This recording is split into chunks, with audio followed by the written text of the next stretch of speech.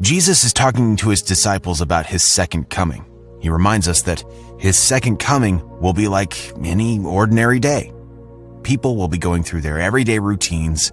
Then we get to verses 30 and 31, where Jesus tells us that we need to be prepared for that day and not be distracted. These illustrations are stressing that people will have no time to prepare when he appears. He then gives us the warning of Lot's wife. In Genesis, God comes to destroy the city of Sodom and Gomorrah due to their rampant sin.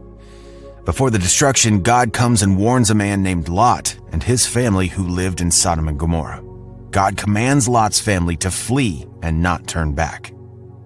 At some point, as they flee, Lot's wife looks back at the city. In an instant, she turns into a pillar of salt. Jesus is warning us here not to be distracted like Lot's wife. If we become so distracted by the world that we completely turn our eyes away from Jesus, we will receive judgment just like Lot's wife. When we make our lives about self-preservation, we lose our lives to God's judgment. However, when we give our lives up to following Jesus, we keep it.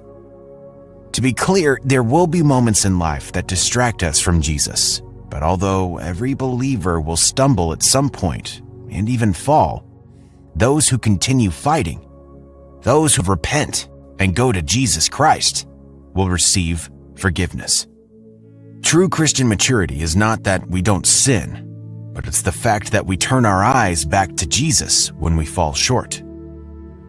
However, many people have been so distracted by this world that they have never truly turned to Jesus.